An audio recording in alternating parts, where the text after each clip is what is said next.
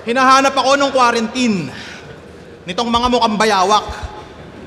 Baka nakalimutan nyo, andun lang ako sa bahay, puta, tamang Cyril Manabat.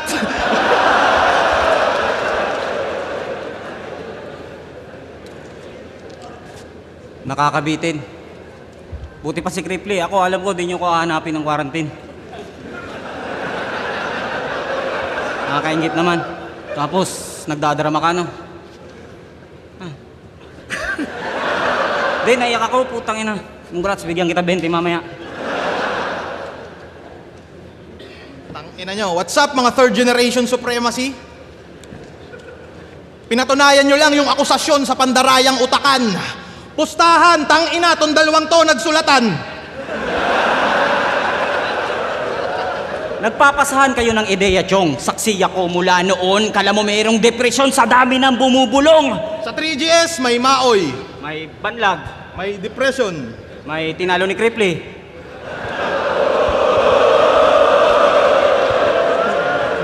Malupit na organization. Anong third generation? Kailangan nyo medication. Hoy! Lampas tao magmedyas. Sobrang bobo mo mag-basketball kaya pinapaulan ng kaniarik ng kantsaw. Nag-aaway pa kayong dalawa. Pareho lang naman kayong ampaw.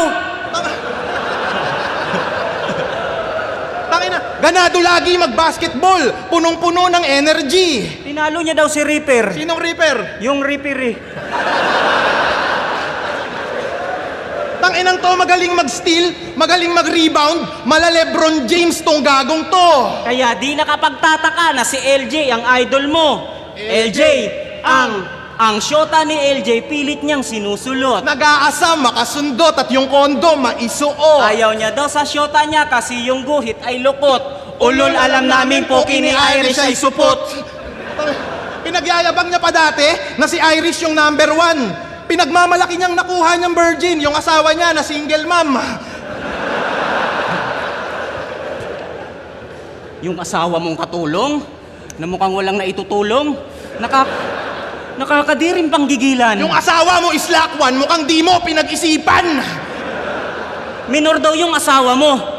Puta, grabe pumili to. Ulul, nag-asawa ka lang ng bata para mukhang malaki yung titi mo. Si Slakwan, 28. Yung asawa niya, 19. Naintindihan kong malibog ka't kinakantot mo siya kahit meron. Sobrang bata ng asawa mo, team song nyo, Coco Melon.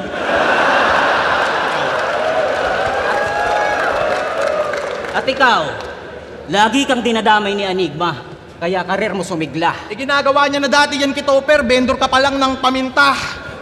Kung wala kang hype ni Enigma, malamang gago badang ka. At kung di yan nagsiman, tangina mo, yung followers mo nasa kanya. Kaya ngayon, Arik, tatanungin kita. Harap ka, please.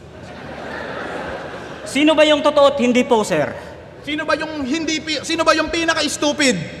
Si Kairam ba o si Tokel? Tangina na mali. Tangina balimbing tong gagong to, di na pwedeng pagpaliban. Laging nasa kabilang liga, mas gusto niya dun yung palitan. Bata to ni Gasol sa PSP, mas kanyang naibigan. O bata to ni Pibos, yung matalik mong kaaway. Pero kung banggaan lang ng bossing, Phoebus versus Enigma talaga naman na pandiin. Pero Enigma worldwide, pag nag-rap mala, Eminem. Si Enigma, andun kay Andrew E. Pero wag kang magtampo, men. Malay mo, next week, si Pibos, andun naman kay Francis M.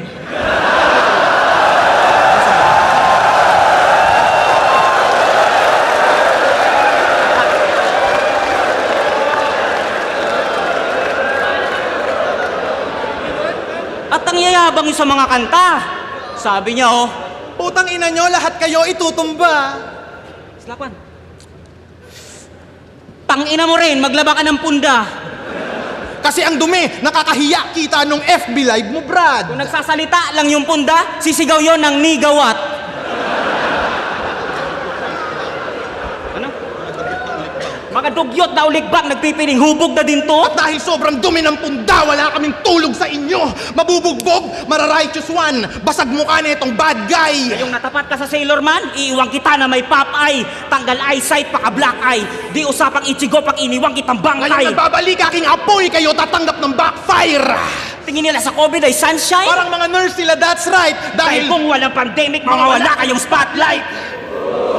tangina nyo ha, Magaling ka mag-bars? Magaling ka mag-jokes? Mga patawang puro ngawa! Usapang classic, usapang history? Agwat ng tandem malala. Nung kami nag-2x2 nagka-tournament, nung 2x2 nyo, puta wala! Kung tingin nyo mas magaling kayo sa amin, Ba't hindi nyo yun nagawa?